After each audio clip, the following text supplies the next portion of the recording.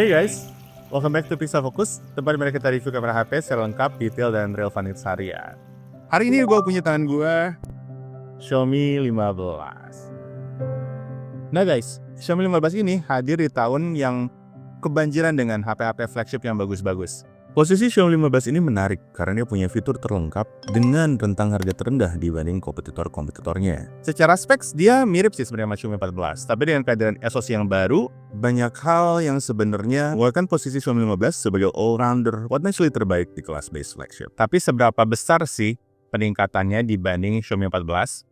Apakah layak untuk nge-upgrade ke Xiaomi 15? Nah, gue udah pakai HP ini selama beberapa hari. Gue menemukan banyak poin-poin yang penting. Kalau kalian penasaran, ikuti terus review ini sampai habis. Ayo kita mulai.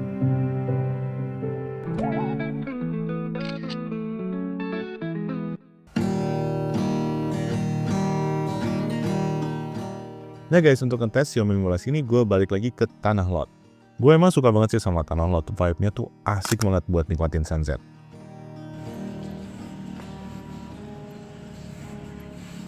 Hey guys, gue lagi di Tanah Lot, gue baru sampai. Jadi gue sengaja sih kesini, kenapa? Karena terakhir kali gue kesini kan, gue nge-review 14T sama 14T Pro.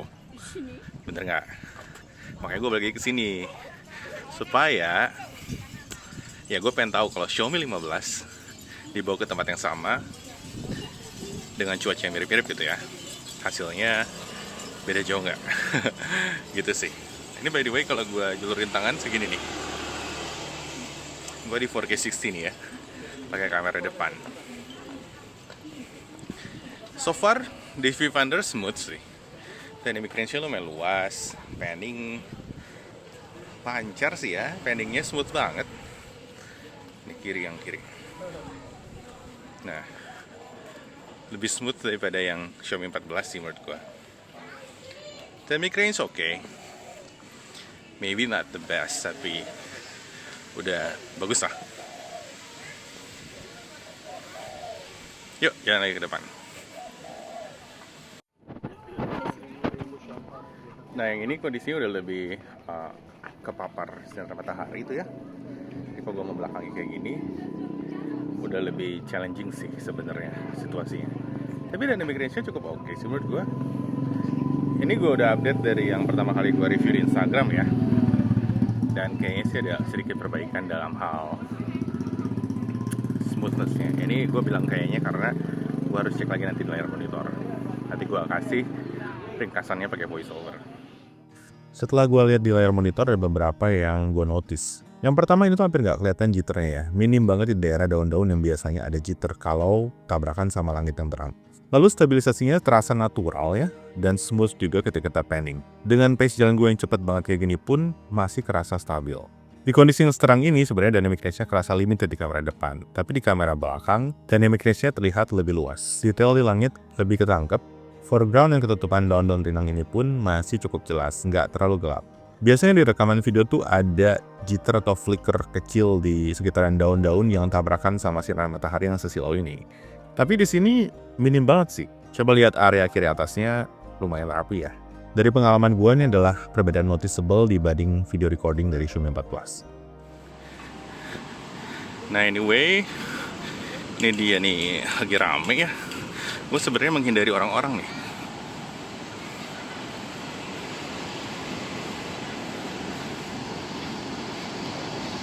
Nah, tuh lautnya kayak gitu tuh.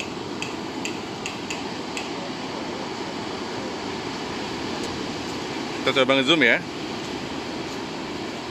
Nah ini udah di telenya nih 2,8 kali. Telenya tuh di 2,6 kali udah pindah ke tele ya. Maksimalnya bisa 15 kali kayak gini. Kita lihat ke daerah sana ya.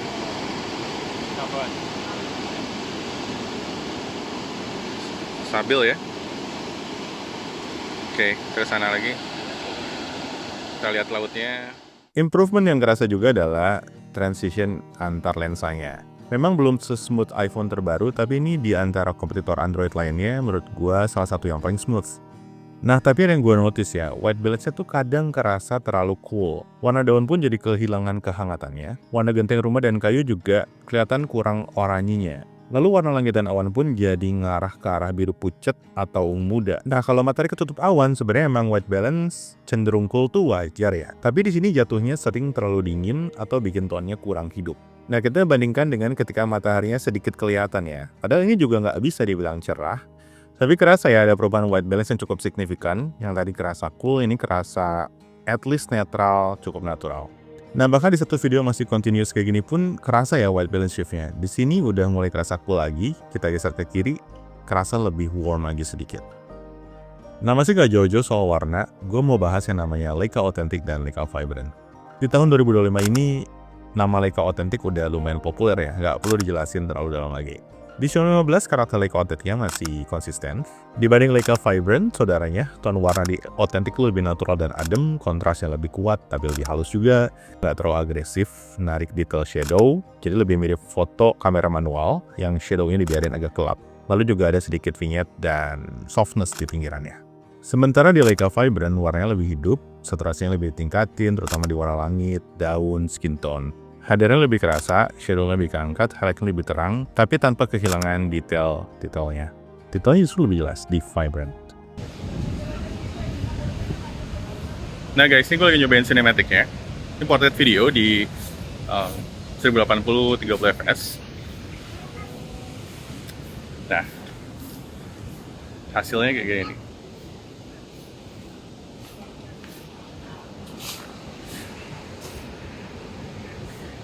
Gini masih bagus ya, orang di belakang nggak ikutan tajam. Tangan gua tajam tuh begini nih, jam apa smartband gua tajam nggak nih tinggi tepiannya.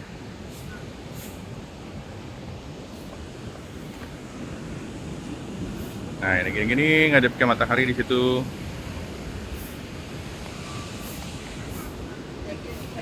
Oke gitu tuh. Bagus ya, gue suka sih, bagus, really good. Nah, ini sinematiknya sambil jalan ya. Kita lihat stabil nggak kalau di portrait video sambil jalan kayak gini. Jalannya pun lumayan cepet nih. Ya, cepet kan? Lecas ya. By the way nih mataharinya bagus ya, agak mendung sih sebenarnya. Jadi ya gue berharap lebih cerah dari ini, tapi nggak apa-apa lah, udah bagus. Nah karena agak mendung, gue nggak terlalu banyak foto-foto ya, karena hasil fotonya kurang maksimal. Tapi gue punya kesempatan buat nyobain portrait videonya. Nah yang ini tuh portrait video dari kamera belakangnya ya. Resolusi di kamera belakang untuk portrait video tuh nggak pas Full HD, tapi cuma 1920x800. Jadi wide-nya tuh lebih cinematic. Dibanding seri tahun lalu, dari pengamatan gue nggak banyak yang berubah. Sama-sama bagus, love focusnya juga sama-sama bagus, subject separation dengan background juga sama-sama bagus, panningnya juga sama-sama smooth. Sebenarnya kalau ada improvement yang bisa dilakukan tahun ini adalah resolusinya harusnya dinaikin ke 4K. Tapi ini enggak ya, tapi at least sudah sama baiknya sama tahun lalu. Dan kualitas yang sama baiknya dengan tahun lalu ini sebenarnya udah lebih baik dari beberapa flagship kompetitornya. Karena di Xiaomi 15 ini light reflektanya tercapai ya, stabil, panningnya smooth, dan fokus locknya pun jalan. Subjek yang dekat dan yang jauh bisa dibedain.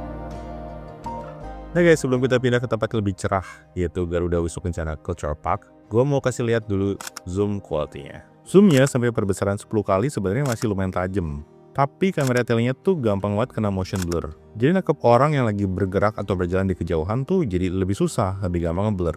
Bandingin 10 kali yang orang jalan ini sama 10 kali yang orang lagi duduk. Beda kan ya, ketajamannya tuh lebih jelas yang lagi duduk. Padahal orang lagi duduk ini tuh jaraknya jauh banget, hampir 2 kali lipat daripada yang orang berdiri tadi. Nah kalau kita move on ke perbesaran orang lagi jalan lagi ya, di 20 kali, 30 kali tuh sebenarnya udah mulai agak nggak kelihatan sih detail mukanya. Tapi karena otak kita dalam mengenal orang tuh nggak butuh visual yang terlalu detail, sebenarnya kita bisa ngumpulin dari cue-cue yang agak abstrak. Jadi gue bisa bilang dengan zoom segini masih mungkin untuk kita ngenalin orang. Apakah visualnya super detail? Enggak. Tapi bisakah kita ngenalin orang? Masih mungkin. Tapi di maximum zoom 60 kali udah terlalu masih ya. Nah by the way ada satu hal yang nggak ada di Xiaomi 14 tapi jadi upgrade di Xiaomi 15, yaitu AI enhancement pas ngezoom. Enaknya lagi AI ini bisa dimatiin, bisa dinyalain, atau bisa di-set ke otomatis. Nah, ini lumayan ngebantu kalau moto benda mati kayak atap pura ini. Ketajamannya respectable lah ya, nggak terlalu ngecat air. AI-nya bekerja properly, jadi malah mengangkat fotonya jadi lebih baik. Anyway guys, dipakai outdoor buat ngerekam 4K 60, cinematics, foto-foto dan lain-lain, HP-nya mulai kerasa agak panas. Jadi gue diemin sebentar, lalu gue lanjut dengan rekam 8K videonya. Di-upgrade dari Xiaomi 14 dan sama dengan Xiaomi 14T Pro, yang ini bisa 8K sampai 30 fps. Tapi nggak usah khawatir, pilihan 24 fps-nya juga tetap ada.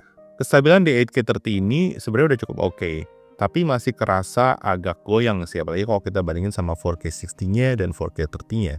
Bocoran dikit, 8K 30-nya dari driver gue tuh lebih jelek dari ini stabilisasinya.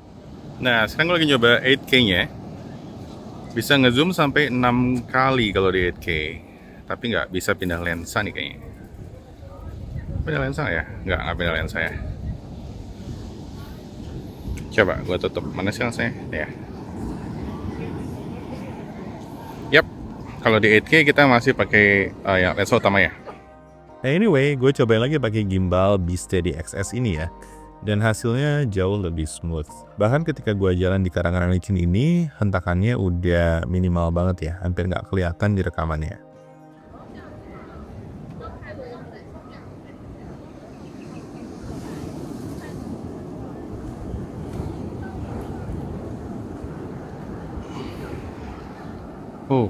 Terjal.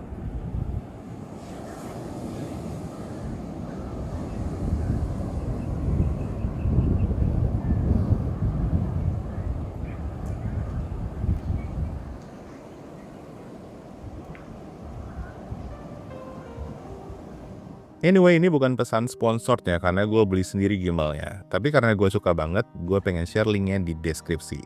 Nah, kalau kalian tertarik, tinggal cek bagian produk, letaknya di bawah video, di atas deskripsi.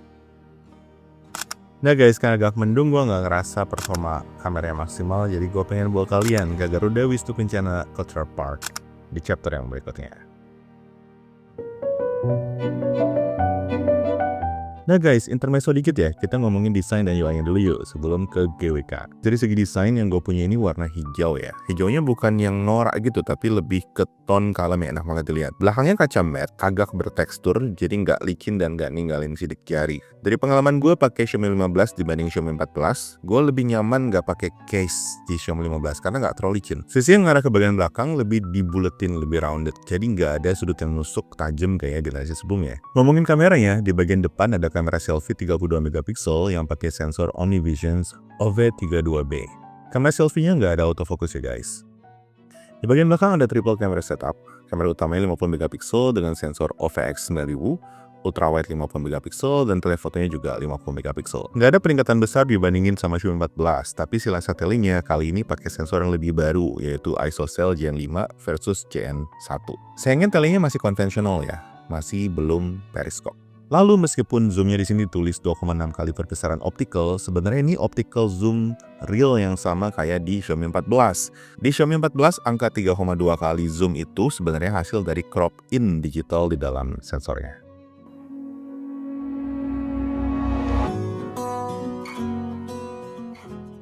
Nah sekarang ayo kita ngomongin fitur kameranya. Di UI fotonya kita bisa ngezoom dari 0,6 kali sampai maksimum 60 kali. Kita bisa nge-slide tapi juga bisa nge-tap angka-angka perbesaran di layarnya. Transisi zoomnya lumayan smooth. Xiaomi 15 juga menyediakan fitur kayak live photos, di sini namanya Dynamic Shot. Lalu seperti Xiaomi Leica lainnya, dia punya dua color profile, Leica Authentic dan Leica Vibrant.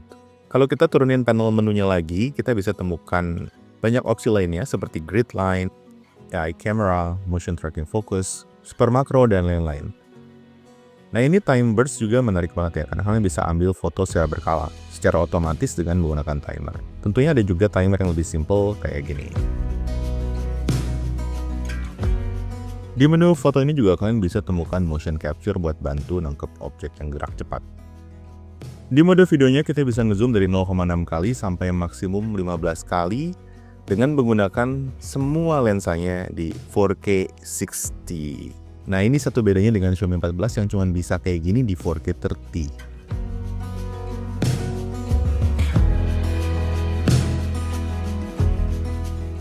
Nah, sayangnya mode steady videonya cuma bisa di 1080p. Ini a bummer sih kalau menurut gua. Tapi anyway, beberapa yang menarik juga, kita bisa atur aspek ratio di sini dan juga bisa pakai teleprompter, dan kalian bisa lihat menu lainnya lagi di sini. Masih di mode videonya, kita juga bisa pilih Master Cinema yang memang dikhususkan untuk di 4K30. Masuk ke mode portraitnya ada 4 pilihan focal length, yang paling jauh ada di 75 mm. Di sini juga terdapat 12 filter yang adalah filter khas Leica. Filter Leica ini ada di foto, portrait, dan video. Nah, look bokehnya juga bisa diatur-atur di sini ya. Xiaomi 15 juga memperkenalkan menu Fast Shot. Di sini ada beberapa fitur yang bisa kita coba seperti Extended Viewfinder, Panning Car Shot yang bisa buat foto mobil yang lagi jalan sehingga backgroundnya di blur, dan beberapa fitur lainnya. Nah, ini tuh deskripsi singkatnya.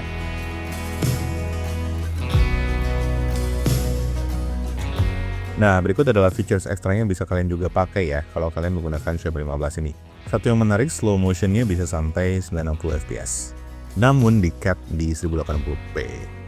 Nah, lalu ini berikut adalah general setting yang bisa kalian temukan di pengaturan umumnya kamera Xiaomi 15. Yap, seperti yang bisa kalian lihat, fiturnya memang lengkap banget.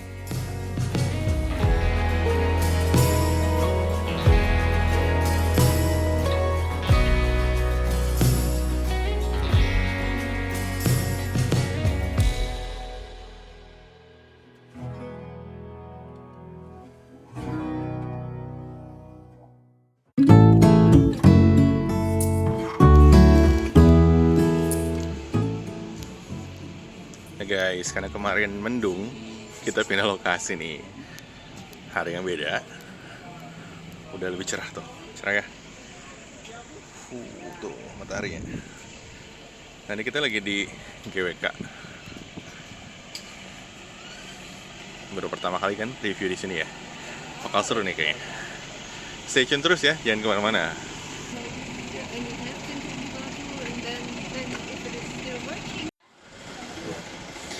Nah guys, karena belum beli tiket, gua mau beli tiket di atas nih, naik shuttle dulu jadinya. Kita naik shuttle.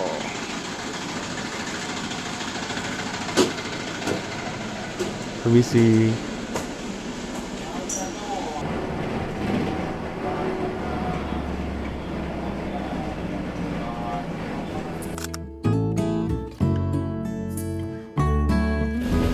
Nah guys, sudah sampai nih di loket tiket.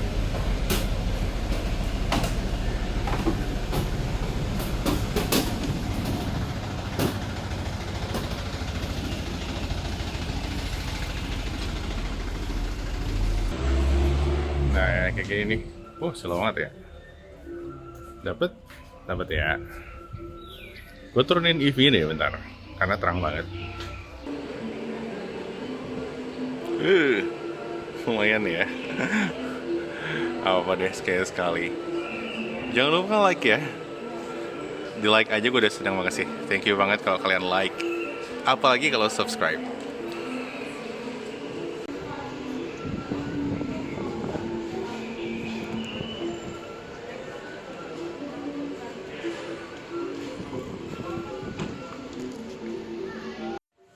Nah guys, gue baru beli tiket nih, dan gue mau naik ke atas ya. Di belakang gue ada, kelihatan nggak? Ada patungnya, tapi nggak tahu tuh patung aslinya tuh bukan ya? Bukan kayaknya.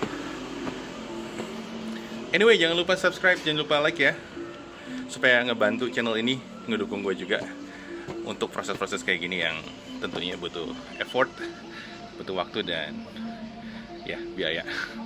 Tapi thank you so much untuk semua dukungannya, di like aja gue udah seneng banget. Jadi thank you banget. Nah guys, seperti yang bisa kalian lihat, cuaca di GWK ini cerah banget ya, asik banget buat foto-foto. Nah kadang di exposure value 0 itu, pakai Leica Vibrant kerasa terlalu overexpose ya. Jadi gue lebih suka pakai Leica Authentic malah. Coba lihat, hasilnya lebih enak dilihat kan, lebih kalem. Lalu soal perekaman videonya ada 3 hal yang gue notice sih, yang jadi catatan ya. Yang pertama, perekaman video di kamera depan tuh dynamic range-nya agak sempit. Kalau kita belakangin cahaya yang terang banget kayak gini, detail langitnya hilang. Lalu kamera depannya juga rawan kena flare. Ini sebenarnya sama sih dengan kamera belakangnya. Tapi keep in mind, ini di belakang gue emang direct sunlight banget ya. Nah ini begitu gue masuk ke daerah yang banyak pepohonan, dan cahaya mataharinya nggak direct lagi ke arah gue, kualitas videonya jauh lebih baik ya. Lebih well exposed dan juga flare-nya hilang. Nah ini udah gue bahas pas di Tanah Lot kemarin ya. Tapi soal white balance shifting ini terjadi lagi sih. Di sini kerasa ya agak cool. Lihat kostum-kostumnya yang ada bagian merah atau kuningnya ya. Ini lebih cool daripada yang seharusnya. Nah, ini contoh lainnya nih ketika white balance-nya bener lagi. Karena di sini warna-warnanya udah mirip seperti aslinya. Lalu catatan terakhir adalah ketika gue switch lensa sambil jalan. Kadang-kadang nggak smooth ya, kayak ngeloncat gitu. Nah, anyway, ini foto-foto yang gue ambil pakai Leica Vibrant di exposure 0 ya. Dan hasilnya seperti yang bisa kalian lihat, agak terlalu terang sedikit. Jadi lagi-lagi gue balik lagi ke Leica Authentic. Nih, jadi lebih dramatik dan di cuaca cerah gini malah jadi pas exposure-nya.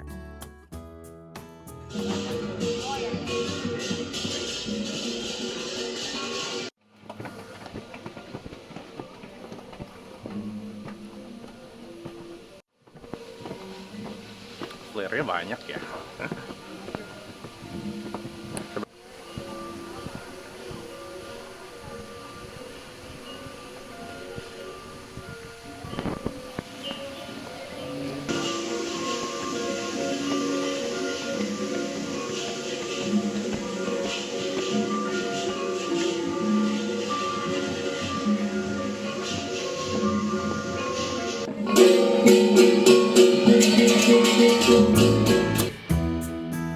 Walau rentan terkena flare, tapi ada juga beberapa yang harus gue puji sih. Misalnya stabilisasinya yang termasuk cukup stabil. Lebih bagus daripada daily driver gue, terutama ketika gue naik tangga tadi ya. Kerasa sih stabilnya. Lalu juga zoomnya yang di maksimum 15 kali perbesaran nih masih lumayan detail. Gak terlalu noisy. Tekstur bebatuannya pun masih cukup jelas ya. Kerasa itu pahatan gitu. Gue pribadi suka transition ke ultrawide nih yang gak terlalu cepet. Jadi bisa dinikmatin zooming outnya. Lalu hasil fotonya juga detailnya tuh lumayan oke kalau kondisinya kayak gini ya. Shutter speednya lumayan reliable. Orang bergerak cepat pun ketangkap dengan cukup oke ya. Dan nggak terlalu kena polesan kayak cat air juga walaupun pakai tele kayak gini. Dan yang gue suka dari Xiaomi 15 ini tuh dia nggak terlalu di-sharpen. Mungkin kalian ada yang suka yang tajam banget, tapi kalau gue suka yang kayak gini sih. Karena yang tajamin tuh gampang ya. Tapi hasil mentahan yang nggak terlalu di-sharpen kayak gini tuh justru yang sebenarnya bikin artistic feel-nya keluar. Yo guys, kita lanjut lagi ya. Udah mau deket nih patungnya kayaknya, mungkin ya. Tapi ekspektasi gue sebenarnya patungnya lebih gede dari ini sih. Ini gue lihat dari deket nggak terlalu gede ya. But anyway, let's move forward. Garuda Wisnu Kencana Cultural Park itu semacam kompleks taman yang cukup luas. Kalau gue jalan kaki pakai pace gue bolak-balik 30-45 menitan lah. Dan tujuan gue sekarang tuh pengen ke patung utamanya. Yang besar banget itu yang kalau lo follow Instagram gue, lo tahu kalau gue sering foto satu patung yang jauh banget dari Pantai Seminyak. Nah ini nih patungnya. 1, 2, 3.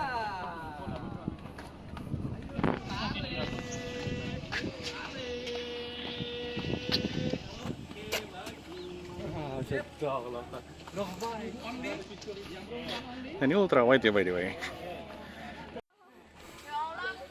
Nah, bagian sini udah lebih teduh ya. Tapi langitnya tuh masih kelip sih kalau menurut gua. Kecuali kalau gua tap di muka kayak gini, maka ya sedikit kelihatan. Tapi nggak lama nanti meteringnya balikin ke prioritas muka, sehingga backlightnya, backgroundnya, backlight, klip lagi.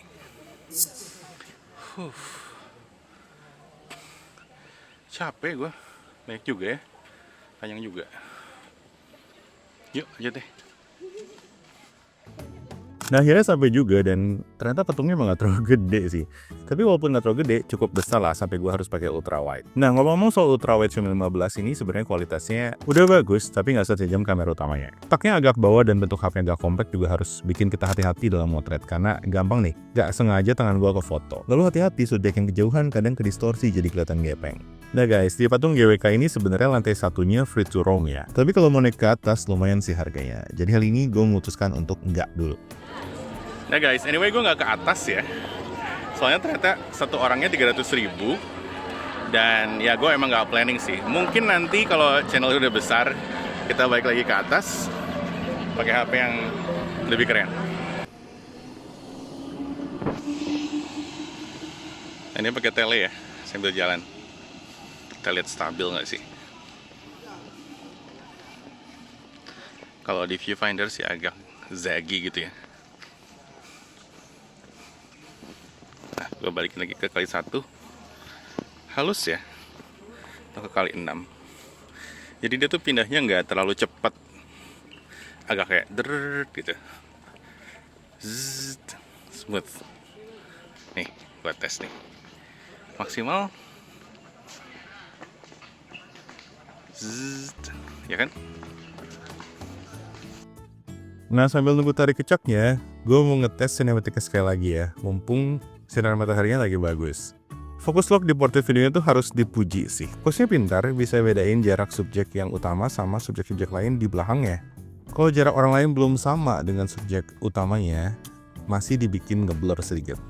Gue ngerekam sambil jalan kayak gini pun hasilnya cukup stabil, fokusnya juga ngunci di subjek utamanya. Kurangnya cuma di separasi rambutnya aja. Nah guys, sekalian aja ya, gue juga tes lagi zoomnya dengan subjek manusia.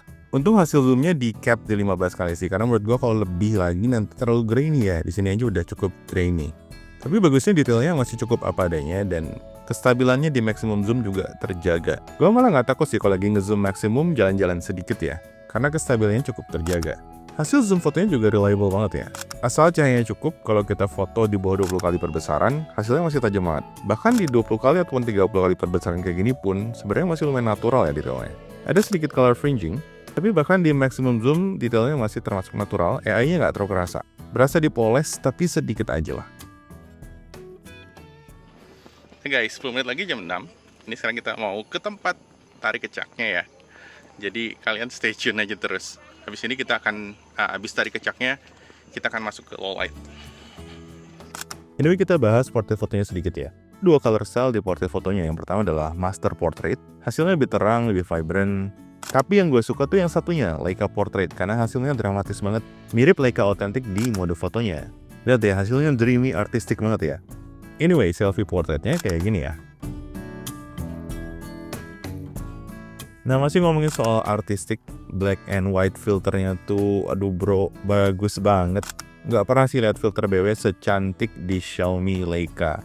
Dan di Xiaomi 15 ini tuningnya lebih pas lagi, exposure-nya on point. Tapi kalau kalian nggak suka yang terlalu gelap kayak gini ya, bisa pilih filter BW yang lain. Ada banyak filter BW-nya. Nah, lalu nggak ketinggalan mode portraitnya juga bisa dipakai buat objek mati kayak gini ya. Cakep banget. Karena ninggalin background blur yang subtle. Nah, di trip ini Leica authentic favorit gue banget deh. Foto-foto pakai Leica authentic di sini cakep-cakep semua.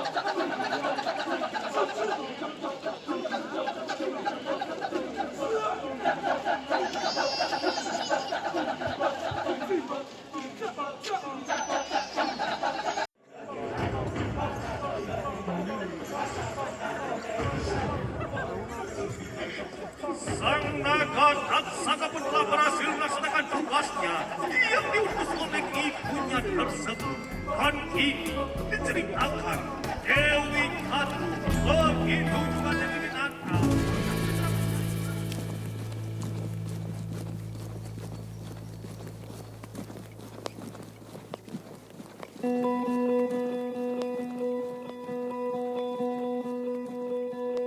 Nah guys, it's time for low light.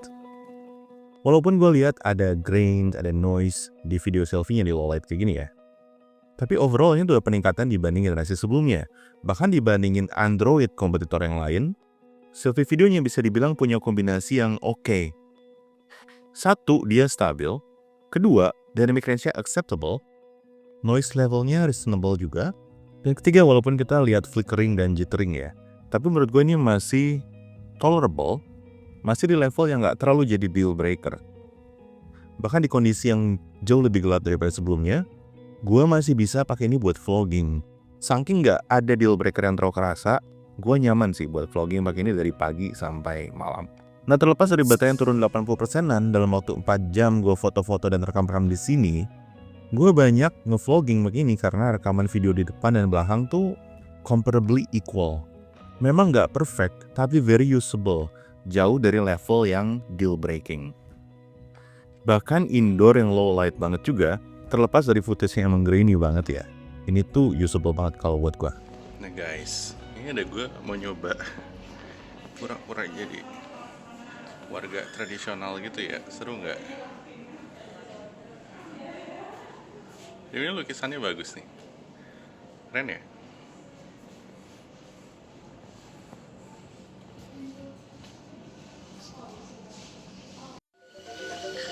Nah guys, ini 4K 60.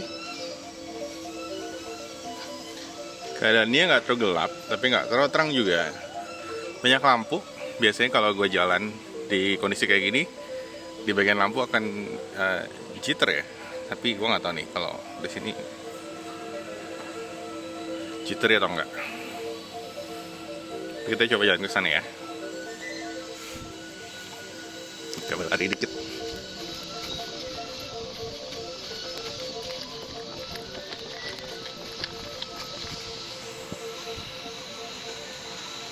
Nah ini udah 3 kali.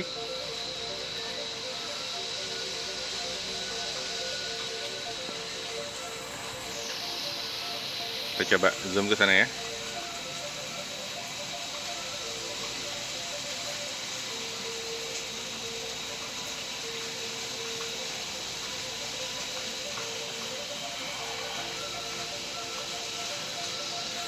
Nah ini ultra wide ya.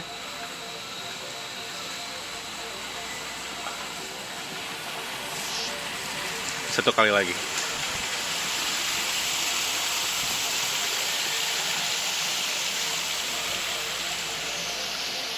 Tiga kali. Sorry, 2,6 kali maksudnya. Lalu kita zoom.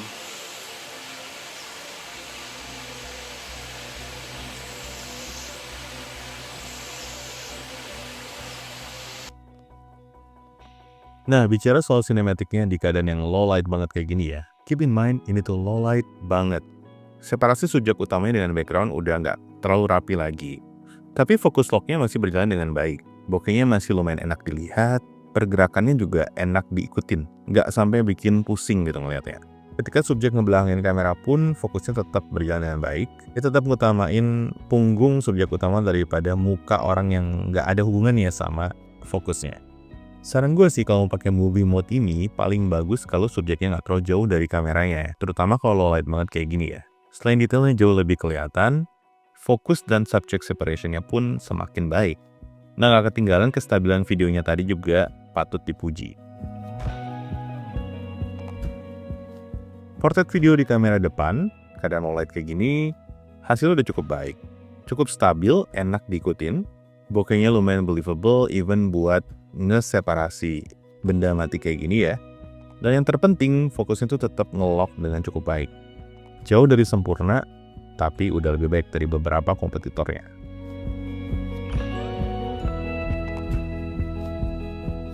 Beralih ke hasil fotonya di low light, kalau kalian nyari HP flagship Android yang bisa nangkep di low light dan nggak gampang blur, pertimbangin lagi kalau kalian pengen pilih Xiaomi 15. Karena di antara kompetitornya, Xiaomi 15 ini yang paling termasuk gampang nge-blur, terutama di low light dan kalau pakai tele.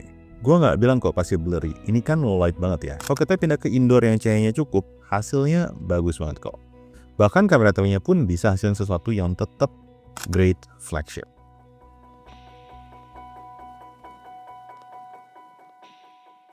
Nah, gimana dengan selfie-nya? Kualitasnya mirip-mirip kok. Satu yang perlu kita ingat ya, Xiaomi 15 ini punya kamera utama yang sensornya lebih besar daripada direct competitorsnya. Jadi hasil jepretan dari 1 kali sampai 2,5 kali itu semuanya terbilang minim noise, minim sharpening juga, walaupun nyeri fokusnya tuh nggak sebagus kalau objeknya deket. Jadi buat point on shoot agak sedikit lebih menantang.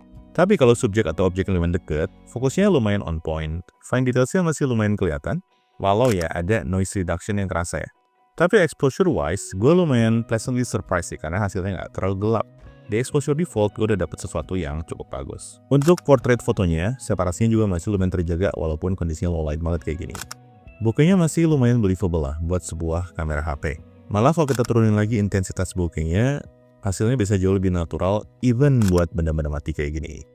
Dan nggak ketinggalan walaupun kerasa kurang fokus sih, sebenarnya selfie portraitnya udah termasuk bagus untuk kondisi low light banget kayak gini.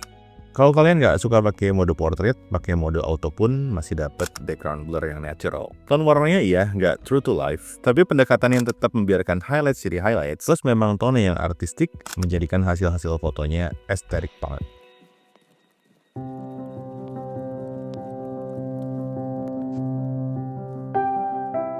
Nah guys, nggak lengkap review kamera Pixel Focus tanpa sunrise atau sunset.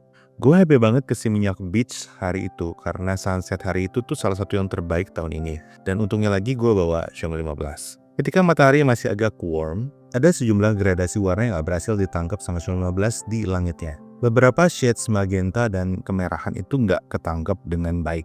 Mataharinya pun agak terlalu kuning karena aslinya tuh sebenarnya lebih ke arah oranye kemerahan. Jadi nggak ada lembayungnya yang ketangkep di footage ini. Tapi meskipun demikian, Xiaomi 15 tetap berhasil nangkep keindahan sunset hari itu.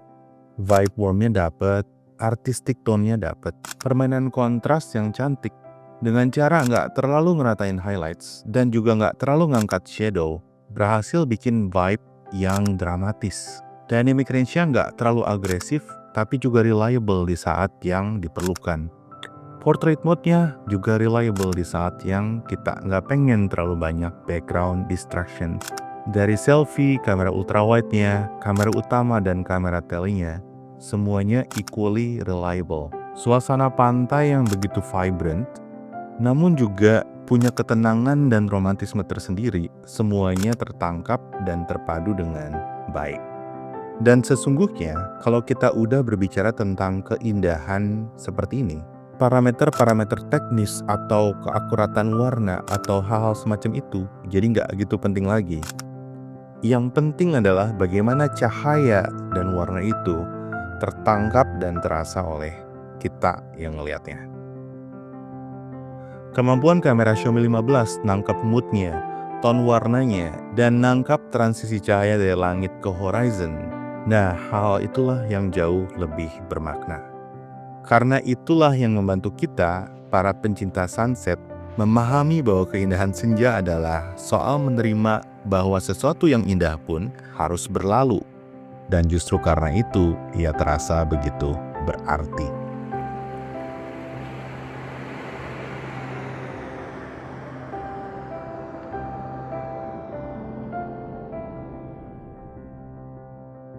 Nah guys, segitu dulu review kamera Xiaomi 15 kali ini. Gue harap kalian dapat insights yang cukup ya untuk menentukan apakah harus upgrade dari generasi sebelumnya atau enggak, apakah harus ganti dari HP merek lain atau enggak.